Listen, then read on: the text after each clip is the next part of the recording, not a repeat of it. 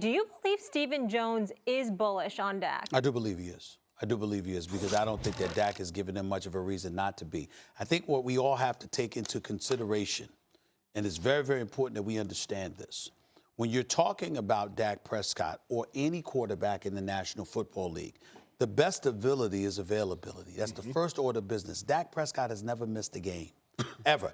This week was the first time he ever missed practice, this week before the Eagles game. The dude shows up for every single game. He's a consummate professional. He echoes the sentiments of the front office, and then he goes out on the field. He throws for 4,000 yards. He has twice as many touchdowns as interceptions. When you look at it and then you combine that with the fact that there are so many questions about your head coach and your offensive coordinator, that insulates him to some degree. We don't look at the Dallas Cowboys and go like this: damn, Dak's a scrub. Dak can't play. Dak ain't good enough. Week after week after week, we might see a play here or there. He missed a throw to Tavon Austin. He missed another throw to Gallup. But he also hit Gallup in the hands. He hit Randall Cobb in the hands. He hit Amari Cooper in the hands. We see these kind of things. So what do we find ourselves talking about on this particular day in the aftermath of the Eagles' victory over the Cowboys? 4th and 8.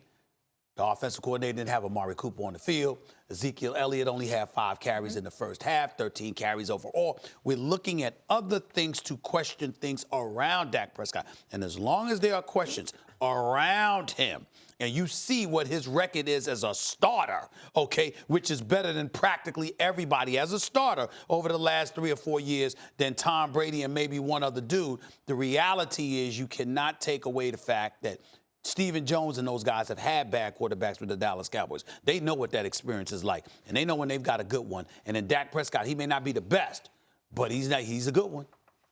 He's lying by omission. He's being slick. Okay. He's talking slick here because this is what he said. He said, I'm as bullish as I ever was. That's so who knows that they're not so bullish that they ever released. They said, oh, we offered him all this money. How much guaranteed, Joneses?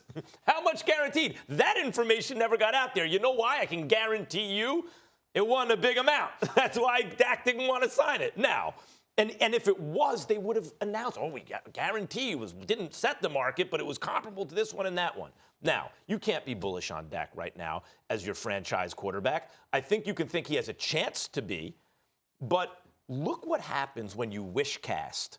Organizations do this, and fans do this in baseball a lot with, like, minor league prospects. I wouldn't trade this minor league prospect for, for Mike Trout. Yes, you would. Like, stop.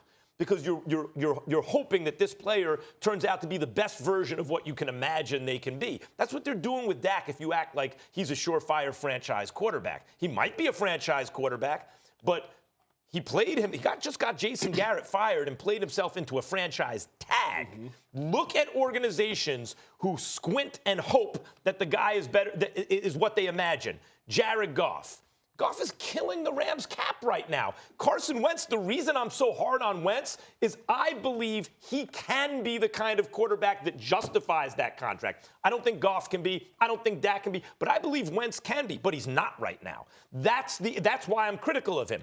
Mahomes is that kind of guy.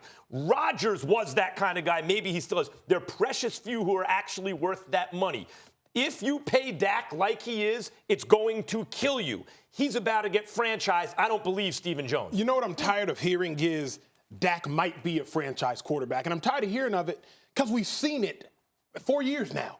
By the time you're going on your 4th, 5th, 6th year, we should know who you are, right? Dak Prescott, he puts up a lot of yards, to Stephen A's point, but Jameis Winston leads the league in yards, and the Buccaneers are sitting at 7 and 8.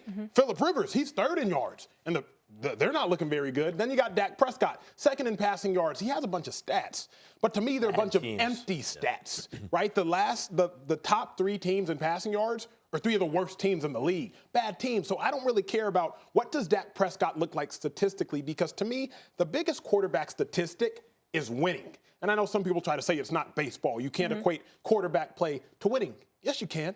The best quarterbacks, they win the most games. Patrick Mahomes, Lamar Jackson this year, Tom Brady the course of his career, Aaron Rodgers this year and just about every other year. So winning is a quarterback stat, no matter what they say. Stephen Jones is lying. Right. Well, let me say this to you. I'm glad you said that about quarterback stats. It's become undervalued. First of all, winning. Let's understand something here. Don't ever bring up Dak Prescott's name in the same breath as Jameis Winston. Now, Jameis Winston has 119 touchdowns that he's thrown in his 5 years in the National Football League. He's thrown 86 interceptions. This year, he's at 28. He's on the verge That of dates back becoming. to college. He's on the verge of being a 30-30 guy in the National Football League, which is some unprecedented stuff when you got 30 touchdowns and 30 interceptions. That's how bad Jameis Winston erratic he's been. He's doubled the amount of interceptions he threw last year, which was only 14. Okay, Dak Prescott in his 4 years in the National Football League has thrown 36 interceptions. 36. Don't do that to him. That's number one. But you watch the tape now. Listen, I am watching the tape, and this is the thing. And not only am I watching the tape, I'm listening to people like you. So you got to make sure. See, when you come on this show, you always got to be careful because I'm watching you. You see what I'm saying? I'm watching you. And here's the deal. Dak Prescott, is he a guy that's worth $35, $40 million? No. But don't bring up the word franchise quarterback. You know why? Matt Stafford's supposed to be a franchise quarterback. He's making $28 million.